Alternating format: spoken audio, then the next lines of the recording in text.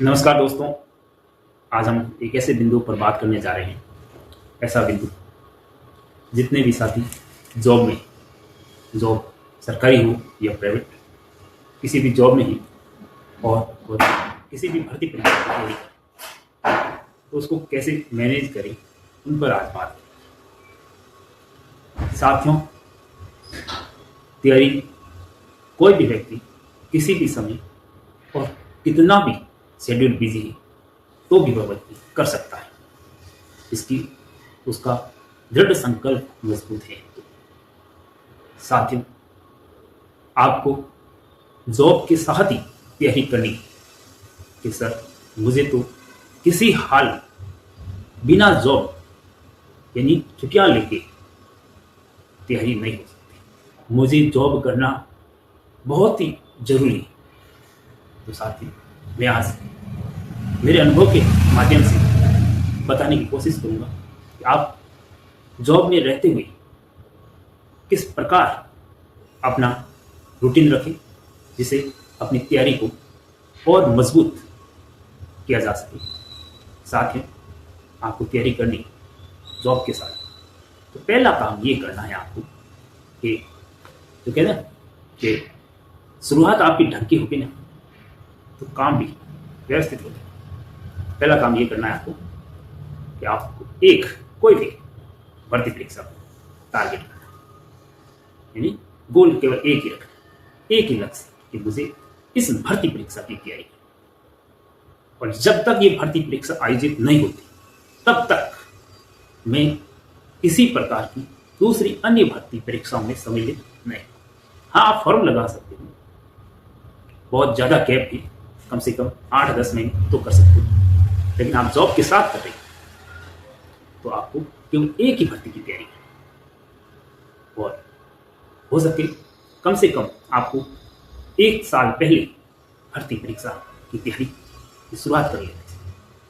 2 साल 3 साल पहले करते तो और भी बढ़िया। जॉब के साथ करनी है, एक गोल कोई भी, किसी को अध्यापक की करनी है अध्यापक, किसी को पटवारी करनी है तो पटवारी की, किसी को कॉलेज लेक्चरर की करनी है तो कोई भी भर्ती परीक्षा एक, क्योंकि आप जॉब के साथ, आपका शेड्यूल बहुत बिजी, क्योंकि मैं जॉब करता हूँ, मैंने भी जॉब के साथ तैयारी की थी, मैं मेरा अनुभव बता। जब आप एक गोल निर्धारण कर लोगे तो आप जितने भी तैयारी करते हैं उनसे आधे लोगों से पहले ही आगे, क्योंकि आपने कोई दूसरा कहते हैं भटका वाला आपने आपके पास ऑप्शन है, आप काफी आगे। उसके बाद आपको करना है कि उस भर्ती परीक्षा के लिए जो पाठ्यक्रम रखा, जो सिलेबस है, उनको पूर्ण करना। ये दूसरा सबसे बड़ा टास्क है और इस दूसरे टास्क में काफी लोग भटक जाते हैं, क्योंकि एक तो अपना शेड्यूल बिजी रहता है, जॉब करते हैं, प्राइवेट हो गवर्नमेंट दोनों में एक ही हालत है, इसलिए महीने 2 महीने 3 महीने 4 महीने तक करता है और फिर उनको लगता है अब मेरे से नहीं। इसलिए मैं कहता हूं कि आप उस भर्ती परीक्षा एक बार पाठ्यक्रम पूर्ण करना, और आपने कर दिया तो मैं मानता हूं कि आप उन 70% लोगों से आगे आ सकते हैं, क्योंकि आपको भटकाव वाला कोई भी तो दूसरा एग्जाम है और आपने अपना पाठ्यक्रम भी पूर्ण किया। और पाठ्यक्रम हमेशा जितना हो सके कम से कम रखें, यानी एक सब्जेक्ट एक पुस्तक, इतना ही। ऐसे नहीं बहुत सारे इकट्ठा, जितना कम से कम इकट्ठा करना है, क्योंकि आप जॉब के साथ, मैं बार बार कहूँगा आप जॉब के साथ, इसलिए आपको समय कम मिलेगा, लेकिन सिलेक्शन होने के जो कहते हैं ना प्रतिशत सबसे ज्यादा आपके।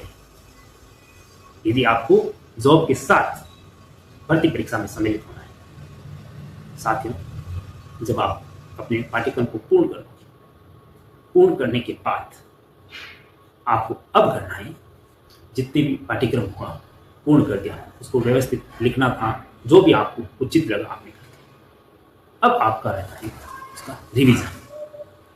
साथियों, मेरा मानना है कि आपको प्रतिदिन कम से कम 3 से 4 घंटे अब रिवीजन में देना, जितना आपने पढ़ा है उसका रिवीजन करना, और रिवीजन ये प्रतिदिन होना चाहिए, बार बार रिवीजन। और पाठ्यक्रम जितना संभव हो ना, आपको कम से कम 4 से 5 महीने में एक बार पूर्ण हो जाएगा।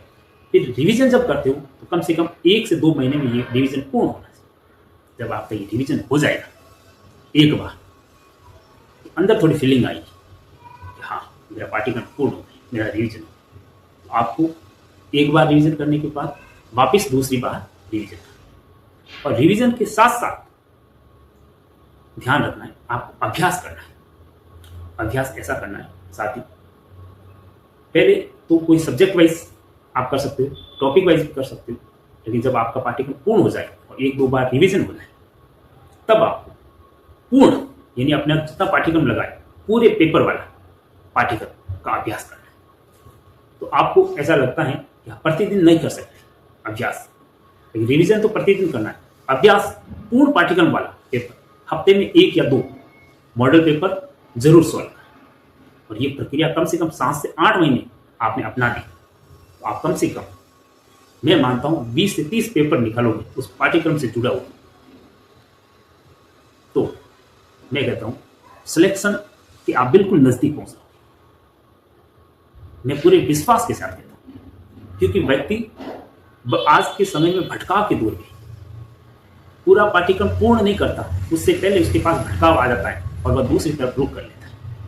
जब वो पाठ्यक्रम भी पूर्ण कर लेता है लेकिन रिवीजन नहीं करता, और रिवीजन के अभाव में भी उस एग्जाम से काफी दूर रहता है।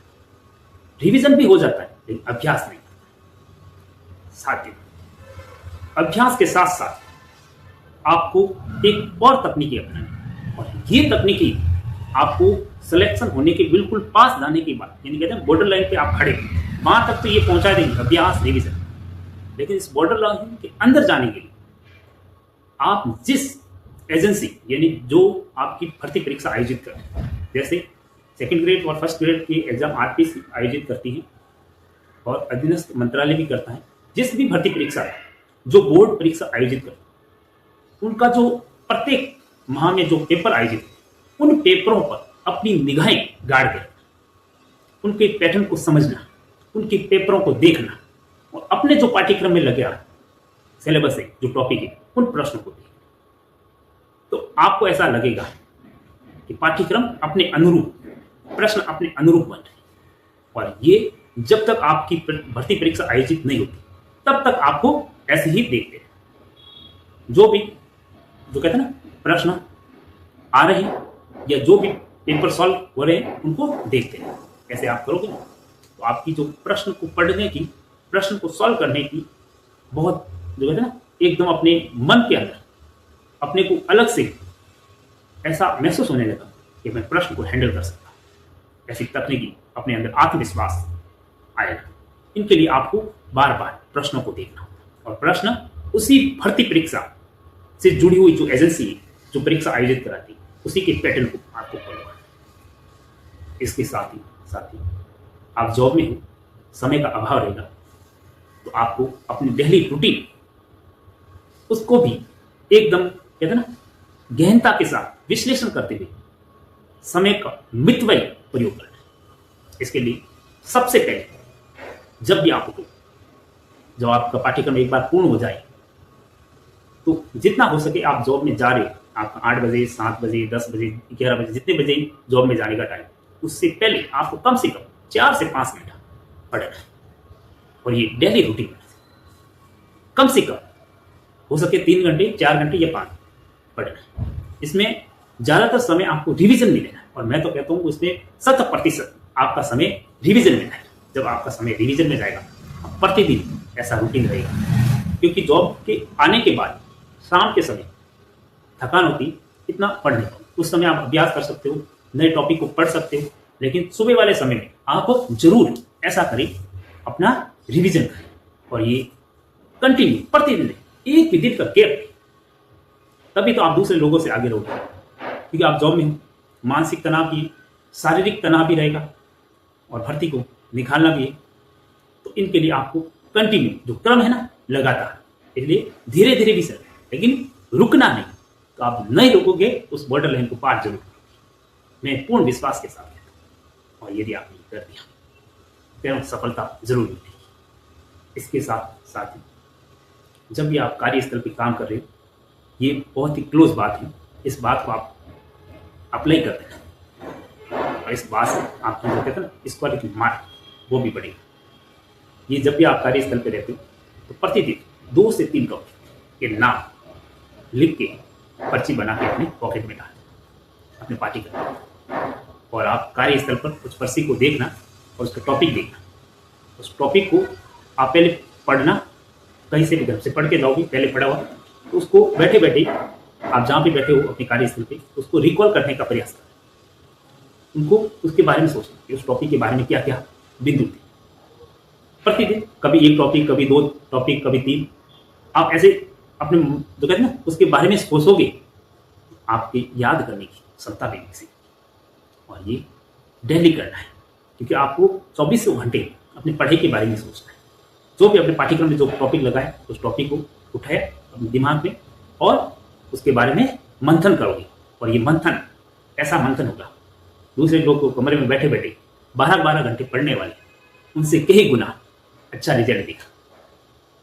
क्योंकि जॉब के साथ जो तैयारी करता है ना, उनका 80% सिलेक्शन का रेशियो रहता है और बाकी 20% लोग होते हैं। इसलिए कहते हैं आपको समय नहीं मिल रहा है, समय को आपको निकालना पड़ेगा, नहीं तो समय ऐसा ही निकल जाएगा। ऐसे आपको कंटिन्यू करना है जितना हो सके।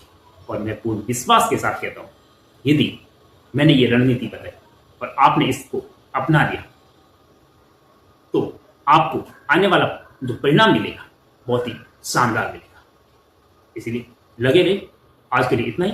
जय हिंद, जय भारत।